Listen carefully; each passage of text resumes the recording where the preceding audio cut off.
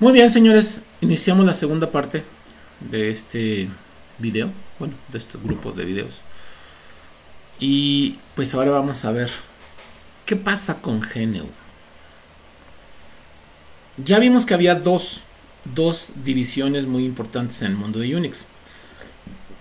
La primera se llamaba la versión comercial, que era System 5, Unix System 5, y la versión gratuita llamada Unix BSD.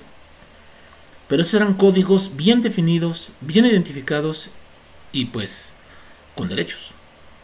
Códigos con derechos. Y entonces sucede algo increíble. Entra a esta parte de la historia otro nombre muy importante para la historia de GNU Linux, llamado Richard Stallman.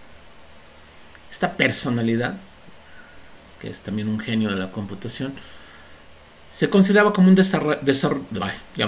desarrollador y administrador de computadoras en el laboratorio de inteligencia artificial del MIT, nuevamente el MIT. Sin embargo, este desarrollador, este ingeniero, tenía una propiedad muy importante con respecto al uso del software. No consideraban el uso de software privativo. Consideraban que el software era un derecho universal y el software debería de ser abierto, o sea que no debía tener propiedad. Es una filosofía muy particular de los primeros programadores, en donde eran pocos, programaban bien y nadie se consideraba dueño de lo que programaba, sino más bien lo compartía con otros más. Gracias a esto mucho desarrollo de software se realizó en muy poco tiempo, porque se compartían los códigos. Entonces esta era una filosofía acerca del uso del código muy abierto y sin derechos de propiedad. Pues cuenta la leyenda que lo que pasó fue lo siguiente: le compran una impresora muy padre, muy potente al laboratorio donde está trabajando Richard Stallman, y Richard Stallman es el encargado. Entonces su función era hacer funcionar esta impresora, válgame la redundancia, en una computadora importante. Esta computadora traía una versión de Unix System 5. Entonces, debido a ciertas incompatibilidades y falta de controladores, pues no pudo hacerlo. Entonces, ¿cómo que no se puede? Si me dijeron que tenía que funcionar y pues no la puedo hacer funcionar. Entonces dice, ok, se tiene que hacer funcionar. Necesitamos controladores, pero no los tenemos. Ok, vamos con la compañía que tiene el sistema operativo. Se busca la compañía, les explican el problema, dicen, ¿sabes qué? Resuelve el problema, dice, no. Si quieres que lo resolvamos, necesitamos tiempo y necesitamos que financies el proyecto, o sea, pagas por ello. Y se quedó así Richard Stallman, perdón. Ok, no hay bronca, yo lo hago. Nomás préstenme el código. Para él era normal pedir el código. Y le dicen, no, porque es código privativo. No te podemos compartir el código. Y se dio la enojada de su vida. Lo interesante no es que se haya enojado, y esta es la parte de las genialidades, sino cómo manejan el enojo. Entonces, en su enojo, decide crear un nuevo proyecto que funcionara como un Unix, pero que no fuera un Unix. Y en su mente nace GNU como una tercera opción. Ni System 5 ni BSD. Vamos a crear una nueva opción que sea completamente gratuita. Y nace GNU. New, dirían por ahí. Pero GNU es un acrónimo. Y es un acrónimo recursivo. ¿Qué es eso? GNU significa GNU is not Unix. En español, GNU no es Unix, pero funciona como un Unix. Y entonces esa idea la tiene que trabajar. De entrada va a costar dinero. Entonces Richard Stallman lo ve a futuro y dice, ok, necesitamos una fundación que se encargue de fondear la creación de un nuevo proyecto. Y crea la Free Software Foundation, fundación de software gratuito o libre, la cual se encarga de trabajar este nuevo proyecto que tiene, que es el GNU. Y entonces utiliza todos sus recursos para recodificar. GNU, no Richard Stallman, ya como GNU se utilizan todos sus recursos para recodificar. Primero, todos los utilitarios. ¿Recuerdan que les había dicho que para Unix era importante tener el kernel y los utilitarios? Pues empezaron por los utilitarios. O sea, todo lo que hacía funcionar el usuario. Alrededor del núcleo. El núcleo es el que se encargaba de trabajar con el hardware. Ahora, no se discriminó, no se separó el trabajo del núcleo. Simplemente se trabajaron los utilitarios y se trabajó el núcleo. Pero lo primero que se terminó fueron los utilitarios. Nótese que sí hay un proyecto de construcción de un núcleo. El núcleo de GNU. Tiene un nombre, se denomina HURD. Pero desde que empezó hace muchos años, al día de hoy, que están viendo el video, bueno, al menos hasta el 2025, no se había terminado el proyecto. Y sigue trabajando el proyecto. Es un proyecto muy ambicioso. Entonces, hasta el día de hoy no ha concluido satisfactoriamente. Aunque ya ahorita hay unas versiones funcionales, podríamos llamar nivel entre alfa y beta, pues todavía no se libera HURD. Y estamos hablando de principios de los 90s. O sea, ya brincamos 60, 70, 80 y estamos entrando a los 90s. Entonces, para los inicios de los 90s, GNU ya tienen funcionando todos los utilitarios. Y voltean a ver el kernel. Kernel, ¿cómo vas? Ahí voy. Oye, pero ya te necesitamos. No, todavía no estoy.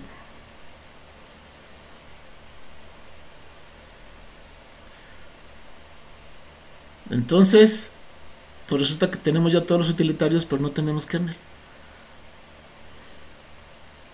Dice, ¿cómo va GNU? Pues estamos atorados porque nos falta el kernel. Ok. ¿Qué tienes? Utilitarios. ¿A quién le sirvieron los utilitarios? A las versiones de Unix BSD.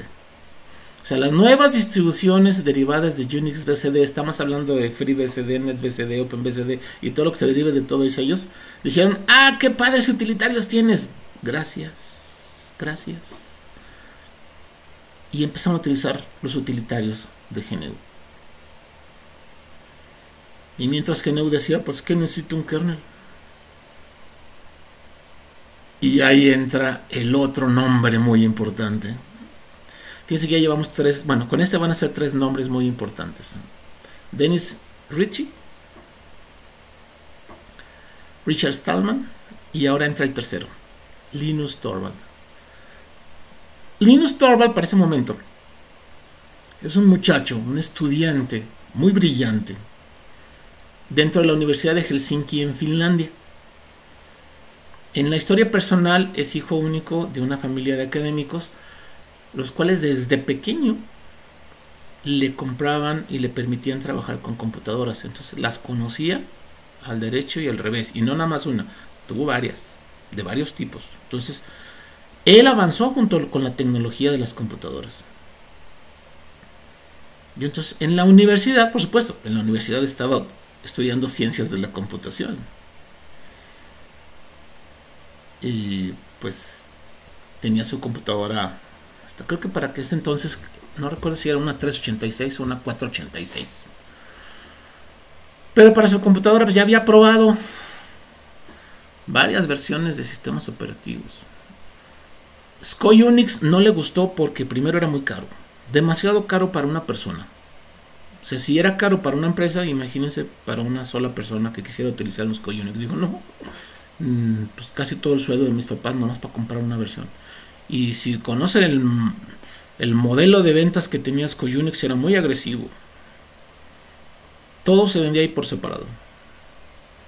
También conoció Minix, de hecho estudió Minix. Minix es un Unix diseñado por el Dr. Tannenbaum en Holanda, en la Universidad de Ámsterdam, pero era un producto netamente educativo. O sea, ¿quieres aprender sistemas operativos, cómo funcionan por dentro? Ahí está el proyecto de Minix. Y lo puedes ver. ¿Funciona? Sí, sí funciona. ¿Se recomienda para su uso? No, no se recomienda para su uso. Porque lo que busca como objetivo es que entiendan cómo funcionan las cosas. Y también había probado DOS. Y DOS, sinceramente, comparándolo contra un Unix, no, pues no es nada. O sea, podían hacer cosas, pero no, nada que ver. Y entonces, ya que probó todo, dijo, no, pues ninguno me gusta. Ninguno le gustó. Dice, ok, si nada me gusta, creo que tengo que crear algo que sí me guste a mí. Entonces decide construir su propio kernel. Él se creía el mejor programador del mundo y así está registrado. Entonces, después de darle vueltas a esa idea, en 1991 hace un anuncio dentro de una red llamado Usenet, que es el abuelo de las redes sociales modernas. Manda un mensajito buscando el apoyo de gente que, como él, quiere hacer algo diferente. Entonces, a través de la red de noticias Usenet, dentro del tema de estudio de sistemas operativos, dice, quiero hacer un nuevo sistema operativo, bueno, un nuevo kernel, nada, pues, nada maravilloso, nada profesional, algo, nada más, no me gusta Minix, quiero hacer las cosas diferentes, las quiero hacer bien. El que quiera trabajar conmigo, pues comuníquese conmigo y pues ahí negociamos. Y para su sorpresa, vean la importancia que es hacer un mensaje en el momento y tiempos indicados. Hubo mucha gente con mucho interés en observar, analizar y modificar el código que él proponía. Y en unos meses, o sea, para finales de 1991, ya existía un prototipo funcional de un kernel para un nuevo sistema operativo. Sin embargo, todavía no se llamaba Linux. De hecho, Linus Torvald tenía dos objetivos en mente. Uno, que se llamara FreakOS, y dos, que se vendiera. Nada de los dos funcionó. La gente que estaba abajo ya trabajando con Linus Torvald lo convencieron. El primero, de que no se iba a llamar FreakOS. Y del segundo, que no iba a ser comercial. Que se iba a liberar a través de un concepto de código abierto.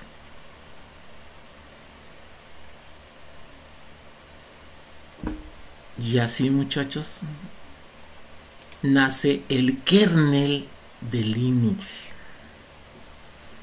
Entonces, Linux como tal, que ahorita vemos cómo nace el nombre. Linus Torvald, o el proyecto de Linus Torvald, propone un nuevo kernel.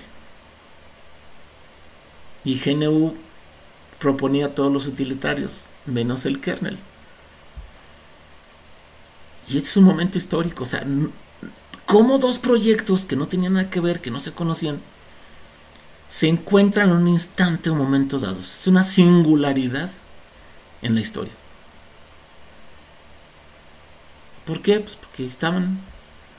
Es como encontrar el eje y la rueda.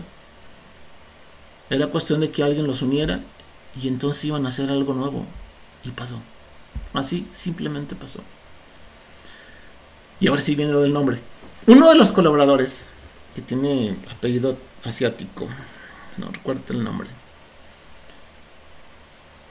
tomó el kernel, el código que ya habían preparado para el kernel, junto con Linus Torvald, hizo referencia a los utilitarios de GNU y puso a disposición el código en servidores de FTP de forma gratuita. El que quiera el código, ahí está. Pero este colaborador decidió ponerle nombre. Y ahí fue cuando dijo, mira, es un proyecto de Linux, se parece a Unix, muy sencillo. Le ponemos Linux. Y sigue esa X es como marca distintiva. ¿Recuerdan desde Unix que se cambió a Unix? ¿Sí? No era el nombre que quería Linus Torvald, pero Torvald lo aceptó. Dijo, ok, está bien, si quieren que se llame Linux, está bien, no hay bronca, que se llame Linux. Y estaba el rompecabezas listo para ser armado. Tenemos el kernel de Linux Torvald, Linux, y tenemos los utilitarios de GNU. Entonces, varias organizaciones tomaron los códigos y generaron las primeras distribuciones que mezclaban el kernel de Linux con los utilitarios de GNU. Y los empezaban a publicar como Linux. Entonces, Richard Stallman se da cuenta y dice, párenle a su carro. O sea, está bien, usan el kernel de Linux, no hay bronca, pero utilizan los utilitarios de GNU. No le pueden llamar simple y sencillamente Linux, porque no es simple y sencillamente Linux. Linux es el kernel. Es GNU con Linux. Y GNU fue primero. Entonces el nombre que debería de ser tomado en cuenta, y por eso se llama el curso así, y por eso lo hemos nombrado así todo el curso, se pide que se identifique como GNU Linux. Todas las distribuciones que trabajen bajo este concepto se deben de llamar GNU Linux. Y tenemos las primeras distribuciones de GNU Linux. O sea, hubo organizaciones que dijeron, vamos a trabajar armando nuestro propio rompecabezas, tanto de utilitarios como de kernel. Y así nació una de las primeras que se llamaba SLS, creo que ya no se distribuye. Y Yggdrasil, de hecho Yggdrasil fue la primera que se vendió, que dijo, a ver, yo hago el rompecabezas, pero este rompecabezas que yo armo se vende. Y así nació Slackware. De hecho, yo como ingeniero, soy ingeniero gracias a Slackware. Yo aprendí Linux con Slackware. Y miren, si hay una versión difícil, esa es Slackware. Porque los obliga a aprender un montón de cosas para que nada más logren instalarse. Y es gratuita. Pues nace Slackware Linux para PCs. Y luego una compañía que dice, yo me voy a hacer una compañía para negociar con todo esto y ganar dinero. Y esa fue Red Hat. Red Hat o Sombrero Rojo, ¿sí? La primera empresa comercial que nace de Linux y vende un Linux llamado Red Hat.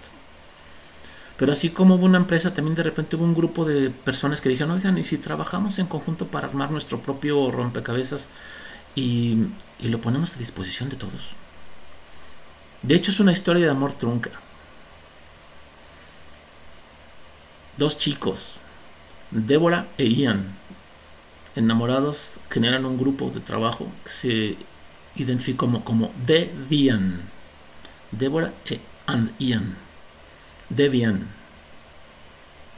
Y ellos nacen, colaboran, trabajan en crear un rompecabezas nuevo. Muy conocido y muy, muy importante. Lo bonito es que no trabajan solos, o sea, hacen un grupo de trabajo muy fuerte. Después se desenamoran, se separan. Deborah se va, Ian dice, yo no quiero trabajar aquí solo, se va, pero dejan el grupo trabajando. El grupo dice, ¿saben qué? Podemos seguir trabajando sin Deborah y sin Ian, se los agradecemos mucho, ellos fueron los iniciadores, pero pues nosotros seguimos trabajando. Y Debian sigue, continúa, existe a pesar de. Y otra compañía también alemana muy buena, SUSE Linux, que por cierto, ¿recuerdan que les había dicho que Novell había dicho adiós a Unix System 5 y todo lo que traía ahí? Y a Unixware y cosas de esas. Pues Novell vendió todo eso y compró SUSE. Entonces SUSE Linux ahora es una compañía de Novell. Y a eso se dedica Novell ahora, a vender Linux. Y hay muchísimas más. Les recomiendo, y estos no vienen en las presentaciones, que vayan a las páginas de distrowatch.com. En distrowatch.com van a encontrarse las primeras 100 y más distribuciones de muchos sistemas operativos, menos Windows. Y aquí estamos hablando ya de 3 familias diferentes.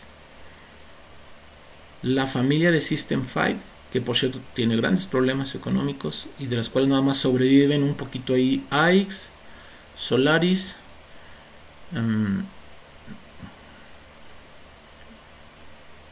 Open Indiana y HPUX. Y se acabó el código de System 5. La familia de los BCDs, que estamos hablando de que hay 3 importantes: NetBCD, FreeBCD y OpenBCD. Y una tercera familia que dice: yo no participo de los códigos ni de Unix System 5 ni de BCD. Somos copias no oficiales, mejor conocidas como clones. Y no es la guerra de los clones, eso es otra cosa. Esta es un grupo diferente de otros que trabajan exactamente igual que Unix, ya sea BCD o System 5, pero que no participan de ese código. Y esa es la familia de los clones. Y GNU Linux pertenece a esta tercera línea, a la familia de los clones de Unix. De hecho, si pudiéramos escribirlo, lo escribiríamos como UN*X. Así es como se identifican en nombre clave a todos los clones de Unix. Muy bien, vámonos a esta parte. GNU Linux se hace popular. ¿Qué significa? Que por la facilidad de accesibilidad del código, tanto del código del kernel como de los utilitarios de GNU, pues muchas empresas se interesan por trabajar con GNU Linux. Y la cantidad de distribuciones o distros mejor conocidas, por eso es la de distrowatch.com, pues se diversifican y hay muchísimas versiones para muchos tipos de computadoras, desde las más grandes que ustedes conozcan hasta las más pequeñas. Entonces, principalmente debido a que muchas distribuciones eran gratuitas y de muy buena calidad, sin quitar las que no son gratuitas, porque también existen y también se venden. O sea, quieren usar un GNU Linux comercial con venta de licencias, lo pueden comprar. O pueden usar una versión completamente gratuita. ¿Hay calidades? Sí. ¿Hay diferencias? Sí. ¿Cambia mucho las funciones? No. Bueno, vamos a seguir.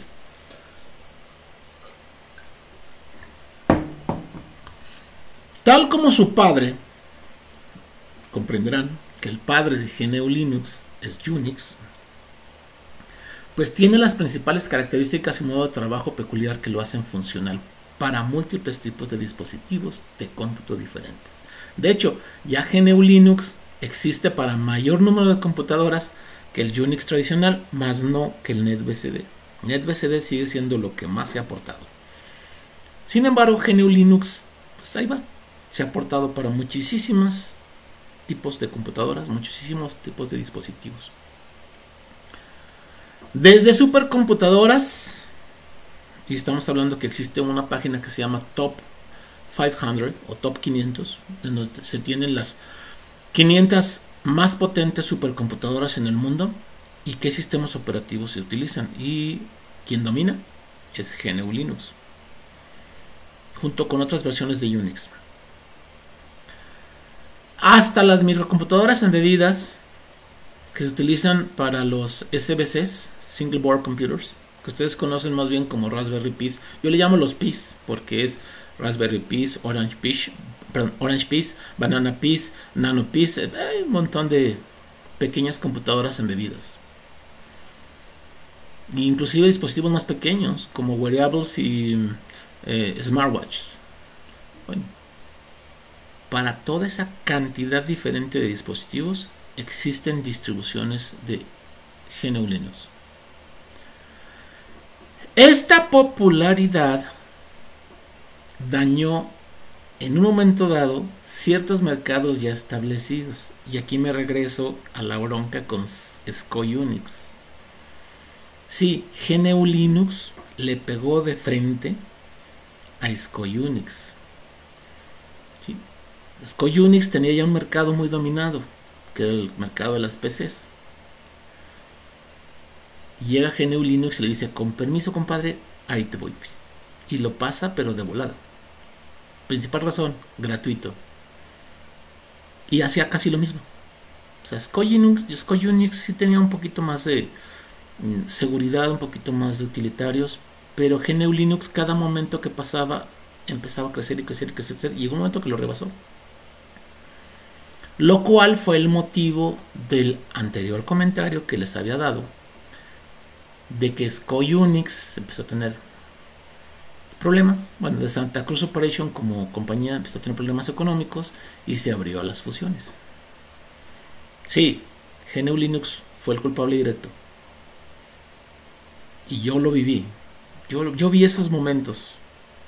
No le voy a decir que participé de la bronca porque no, fue indirecto. Era un usuario de SCO Unix que después de conocer cómo funcionaba SCO Unix y después de conocer Linux, me cambié a Linux. De hecho fui, si lo quieren ver así históricamente, uno de los primeros usuarios de Linux en la región. Todo lo que es Aguascalientes y toda la zona alrededor, entró GNU Linux por la Universidad Autónoma de Aguascalientes en el año de 1991, diciembre. Y cambié un SCO Unix muy caro por un GNU Linux completamente gratuito. Un Slackware, recuerdo muy bien. Nos tardamos 5 horas en instalar la primera versión. Muy bien, vamos por ahí. ¿Qué pasó con este pequeño conflicto? Pues no fue pequeño, y sí fue conflicto.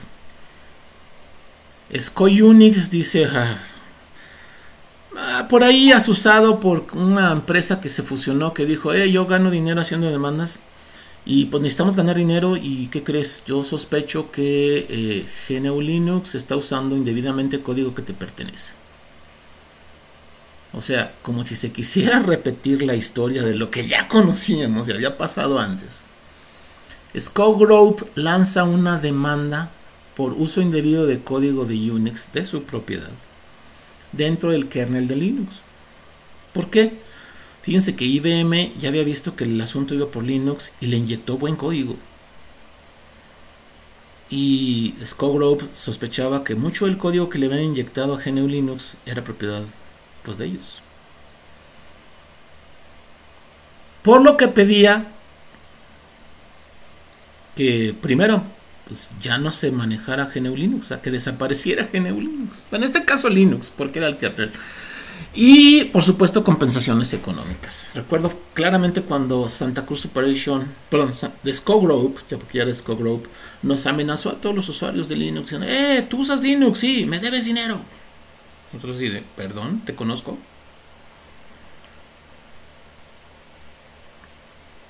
Ya empezamos ahí a ver, yo viví toda esta parte, no como usuario directo, repito, pero me tocó ver la parte histórica de todo esto.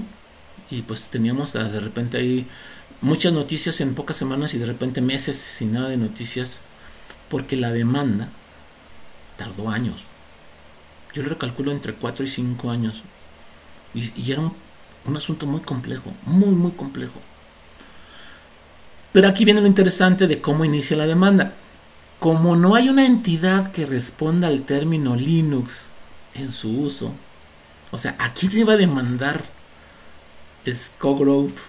A los usuarios, millones en todo el mundo, le iba a salir más caro. Dijo, ok, vámonos sobre los que sí tienen lana y podemos demandar. Entonces se lanza sobre las principales compañías que estaban fomentando el uso de GNU Linux. ¿Como quiénes? Pues como IBM. De hecho, con IBM el enfrentamiento fue así de te voy a demandar. IBM, otra más. Oye, pues de eso vivo. Tengo un equipo aquí especializado contra demandas. Pues viene. A ver, vamos a ver cómo nos toca. Algunas las gano, algunas las pierdo. Vamos a ver cómo nos toca. HP. Y con HP negociaron.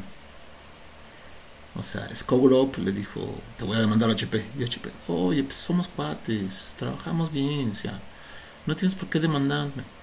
Mejor dime qué condiciones me das para que no me demandes. Y negociaron. Muy mala negociación, muy mal. HP se arrepintió después. Y la otra fue contra Red Hat, como compañía, porque era una compañía que ganaba dinero el uso de GNU Linux. Y con Red Hat la bronca fue así de tipo callejero.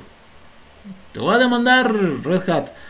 Así como Red Hat, tú y cuántos más, tú ven y aquí nos arreglamos. Bueno, la respuesta fue más fuerte. Mucho más fuerte. Sí, ahí fue un enfrentamiento tipo callejero. Y entonces avisó, voy contra IBM, nomás le gano, sigo contra HP, pero HP ya negoció, entonces con HP no hay bronca. Y después sigo contra Red Hat.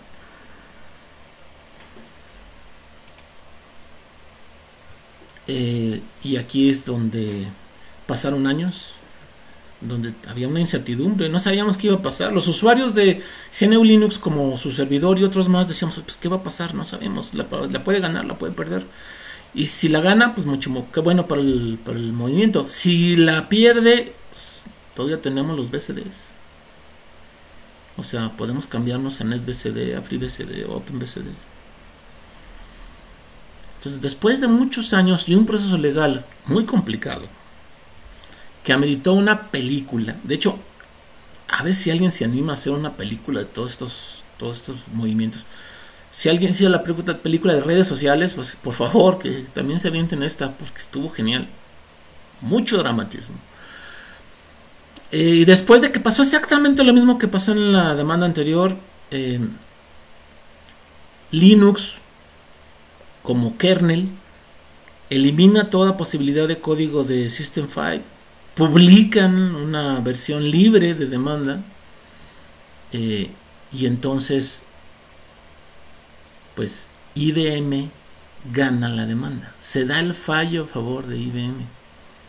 Y entonces IBM dice, ¿te acuerdas que me demandaste? Sí, pues va la mía, te voy a contrademandar.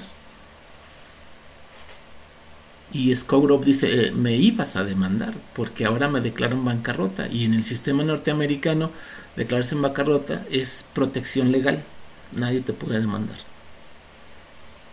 Pero al momento de que se declara en bancarrota, pues también le da carpetazo, finaliza el desarrollo de Unix System 5 y sus derivados, los cuales les había comentado solamente sobreviven AIX, HPUX, Solaris, y de Solaris hubo una versión llamada Open Solaris que después se enojó Oracle porque no quería que se llamara Open Solaris y se llamó Open Indiana.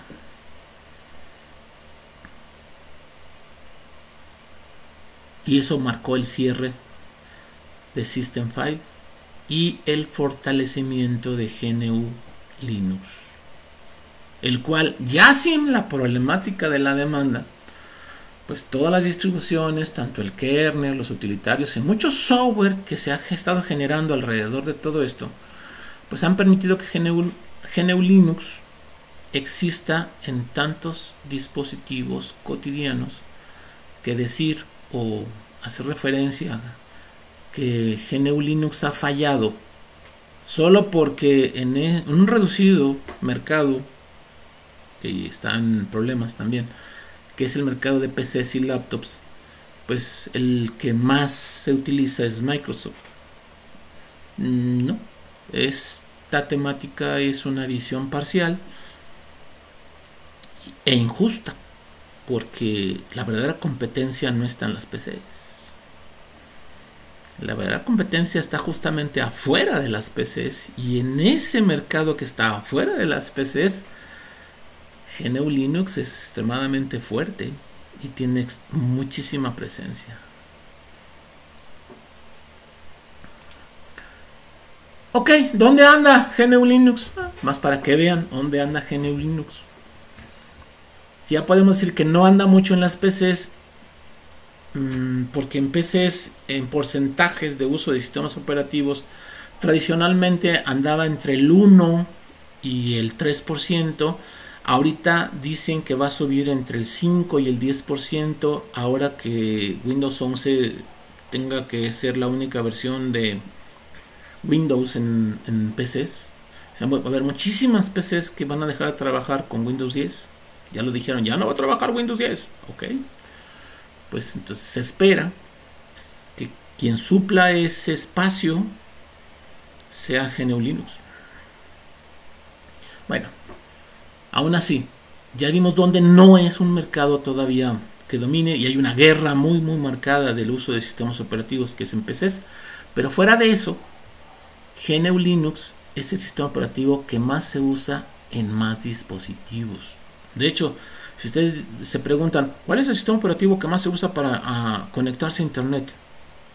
Muchos van a decir Windows. No, tiene años que ya no pasa eso. El sistema operativo que más se usa para conectarse a internet es Android, y Android tiene núcleo Linux.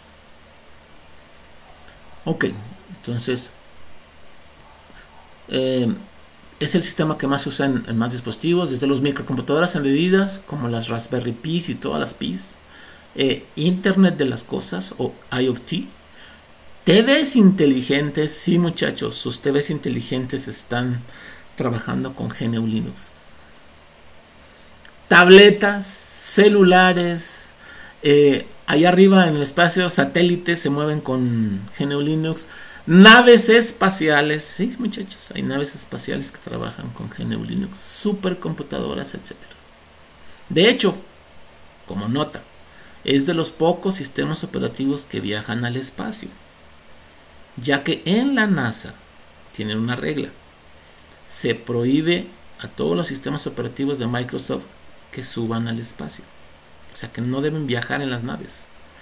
Y de hecho, como nota curiosa, fue una distribución de GNU Linux, de hecho fue un OpenSUSE, el que movió el primer helicóptero que funcionó fuera del planeta, de hecho en Marte, y sorprendió mucho por su funcionamiento, porque era un funcionamiento que dijeron, vamos a hacer como 4 o 5 vuelos. No, hombre, hicieron un montón de vuelos, todos controlados con una versión de GNU Linux.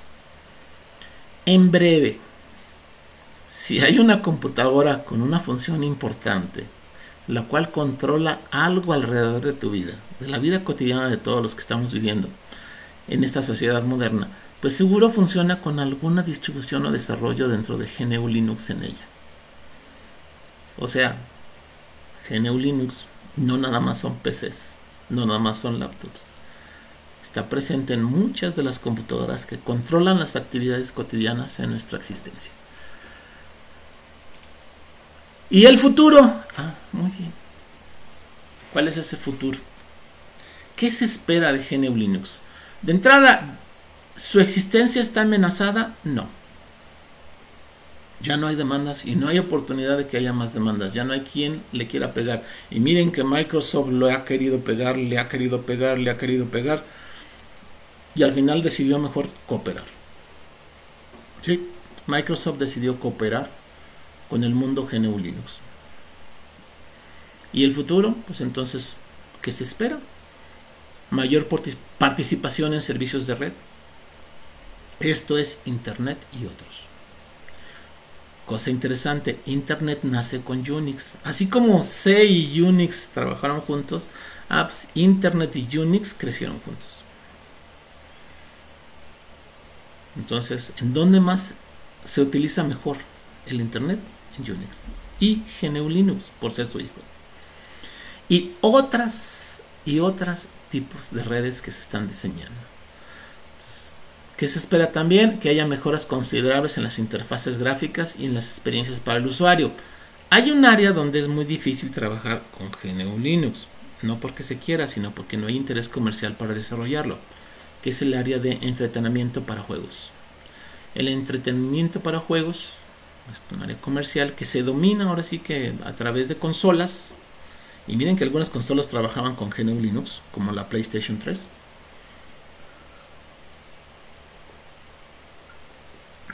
Y hay, pues, los juegos para PCs. Y ahí sí, hay mucho dinero en juego y por delante.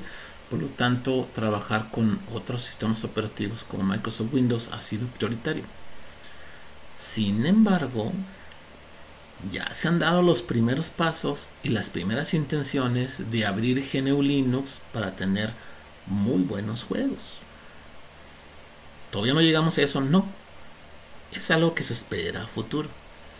Entonces, mejoras de interfaces gráficas, mejora de experiencias para el usuario así como la incorporación de muchos juegos dentro de los equipos con GNU Linux. Siguiente sería el incremento de funciones y de seguridad para las aplicaciones del Internet de las Cosas. En detalle, el Internet de las Cosas ya está dominado por GNU Linux, pero el Internet de las Cosas tiene un grave problema. Tiene un problema de inseguridad muy complejo. De hecho, uno de los ataques más importantes que sufrió la NASA lo sufrió desde un refrigerador inteligente con un GNU Linux. Sí, el refrigerador inteligente era parte de un esquema de Internet de las Cosas. Entonces, se van a incrementar funciones y seguridad para ello. Y luego, ahí viene otra área que como nos está ahorita absorbiendo en lo que es medios y funciones, la inteligencia artificial. Entonces, se espera que exista una mejor integración con servicios de inteligencia artificial, que se integre de varias formas, porque no hay una sola forma, hay muchas formas en las cuales se puede integrar. También que se desarrollen o mejoras, o sea, se tengan mejoras sustanciales en los sistemas de archivos. De hecho, ahorita hay una pequeña guerra del uso de sistemas de archivos dentro de GNU Linux. No hay una sola forma de manejar los archivos en GNU Linux, hay varias. Cada una tiene sus propias funcionalidades, pero ahorita hay una que tiene un conflicto entre si sí y si no. Se llama ZFS, nació de Unix, nació con Solaris y se está implementando en GNU Linux. No es lo primero que ocurre, ha pasado varias veces. ZFS promete muchas cosas. Otro detalle por ahí, hay un conjunto de funciones que sí se cuentan en GNU Linux que no se tienen en otros sistemas operativos. Por ejemplo, lo que es manejo dinámico de espacios de almacenamiento. Uy, en GNU Linux es una chulada.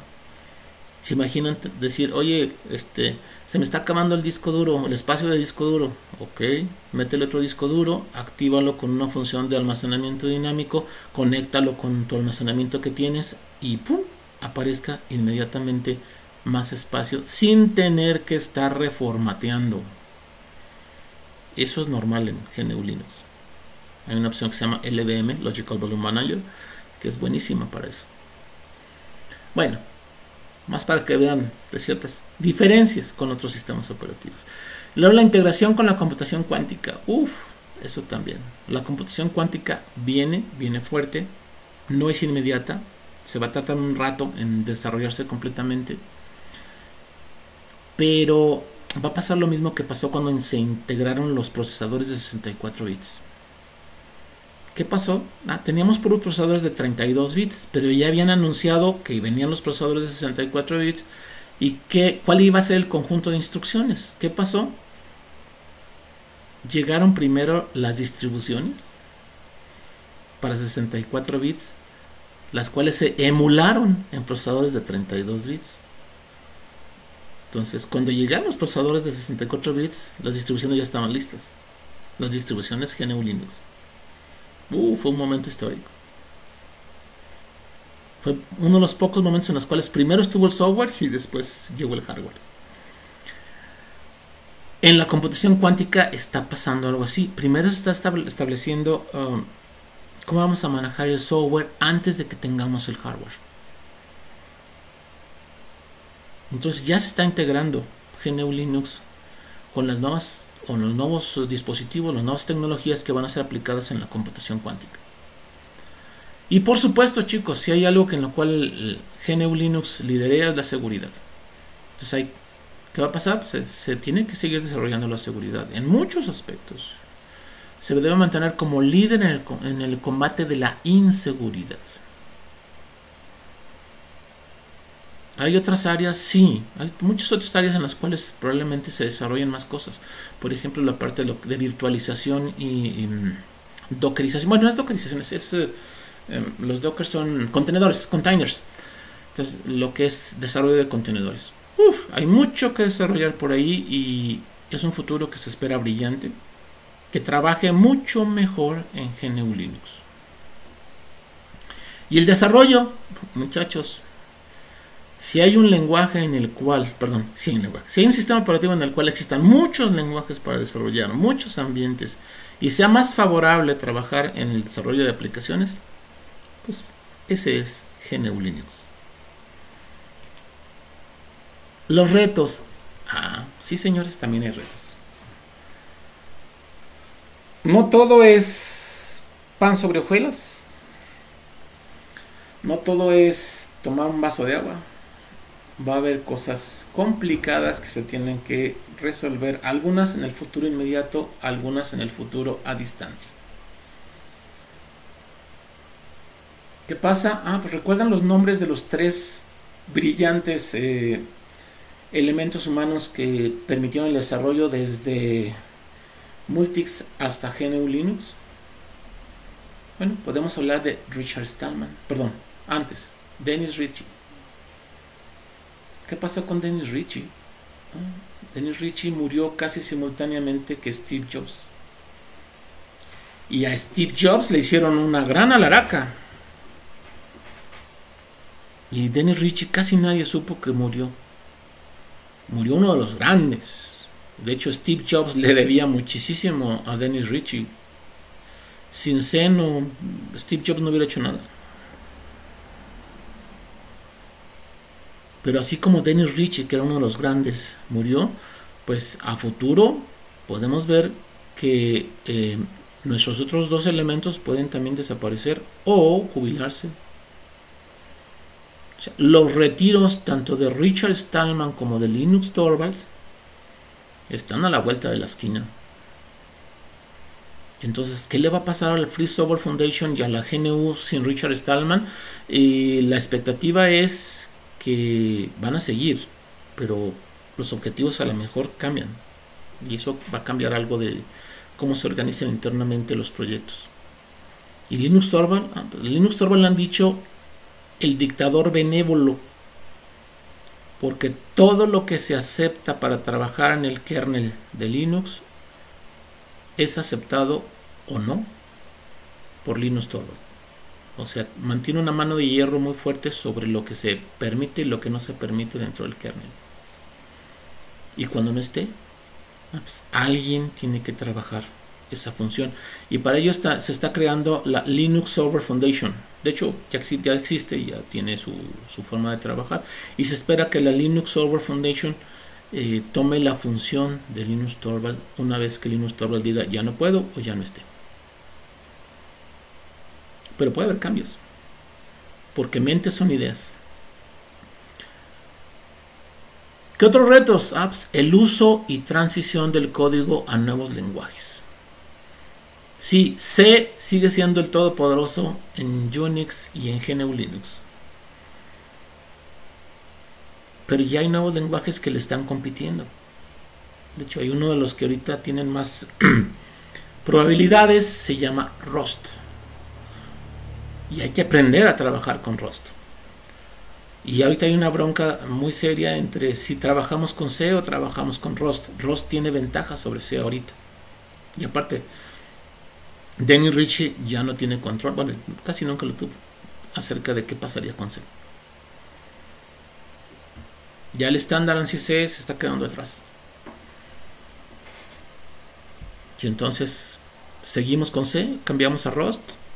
Y ese es el gran debate que hay ahorita acerca del kernel y los utilitarios. Otro reto, mantenerse como competidor en campos de batalla reñidos, como las PCs y las laptops. Este campo de batalla, que es un campo de batalla crucial para empresas como Microsoft y Apple, es un campo que poco a poco, ahí, año con año, le pasa lo que, para los que saben de fútbol en México, lo que le pasa lo que al Cruz Azul. Este año es el bueno, este es el año del Cruz Azul. Sí, lo acaban de eliminar en semifinales, nuevamente. Entonces, ¿qué pasa con Linux? Cada año dicen, este es el año del escritorio en Linux, en GNU Linux. Entonces se quedan, espérate, o sea, no, todavía no. ¿Por qué? El crecimiento es constante. El porcentaje de participación va en aumento, pero no está acelerado. lleva una velocidad y no se acelera tan fácil.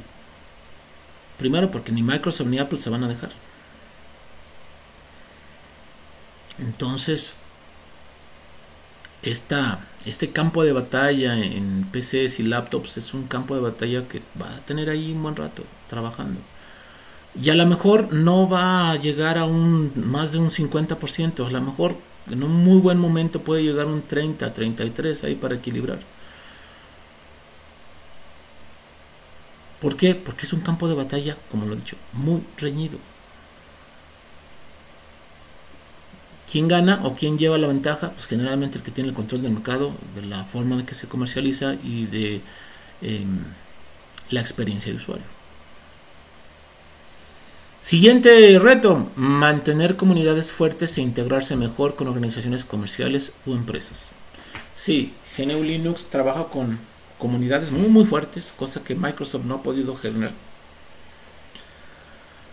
Y el asunto aquí es que se debe integrar mejor con organizaciones comerciales o empresas. Y aguas, Microsoft coquetea mucho con Canonical. Canonical es la empresa que se encarga de Ubuntu. Ubuntu es una distribución muy fuerte. Se dice por ahí que aguas Canonical, porque Microsoft no trata bien a sus amigos. Y muchos de ellos se han desaparecido.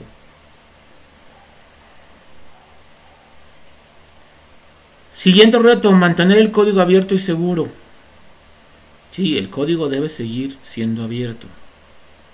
Pero ahora viene el asunto de la seguridad. Hace poquito hubo un problema de seguridad muy interesante, porque unos usuarios en una de esas organizaciones que trabajan con las aplicaciones para Linux intentaron meter un código malicioso y se tardaron de 2 a 3 años en intentar pasar desapercibidos. Cosa curiosa, quien descubrió que estaban intentando hacer cosas raras fue un programador en Microsoft que dijo, ay, pero es que estamos midiendo los tiempos de cosas así, esta aplicación como que se subió muy rápido y entonces hicieron el análisis y dijeron, no está haciendo código malicioso, y mandaron el aviso rápido. Y la empresa que se encargaba de hacer eso, la organización que se encargaba de hacer eso, inmediatamente identificó qué usuarios eran. No quiero meter broncas, pero traían apellidos asiáticos. Y inmediatamente los bloquearon y regresaron las versiones a las versiones anteriores, revisaron códigos, quitaron código malicioso y hasta que ya se aseguraron de que ya no existía código malicioso, entonces ya la volvieron a poner arriba, ya para que se descargara. Ya es un trabajo duro y es un gran reto mantener las aplicaciones seguras y que no nos metan goles. Algo que sí hace muy bien y que es un reto constante es adaptarse rápidamente a nuevas tecnologías y dispositivos. ¿Por qué? Pues porque se tiene acceso al código y se puede adaptar rápidamente a nuevos dispositivos. Oye, tengo este código, funciona para este dispositivo, ¿qué tiene que hacer para que funcione en este otro? Pues estos cambios, perfecto, pum, hacemos el cambio, probamos, corregimos y liberamos. Y así ha pasado, muchas cosas, muchos cambios tecnológicos en donde se ven rápido y mejor en GNU Linux. Hay un reto muy grande, eso sí, ese es el último que tengo aquí, es evitar la fragmentación incompatible por su diversidad. GNU Linux no es uno. Estamos hablando de que GNU Linux es armar el mismo rompecabezas muchas veces, con muchas piezas diferentes. Entonces hay muchísimas distribuciones GNU Linux. Esto provoca un fenómeno de fragmentación y dispersión. Hay ciertos códigos que solamente funcionan en unas distribuciones, hay ciertos códigos que solamente funcionan en otras distribuciones. Este fenómeno de dispersión es un fenómeno que ya se ha estudiado y que se ha buscado o se está buscando cómo corregir como error o cómo establecer como fortaleza. Es un verdadero reto. Este sí es un reto. Y bueno, con esto chicos terminamos esta parte de nada más explicar cómo nace GNU Linux. Yo agradezco infinitamente esta paciencia.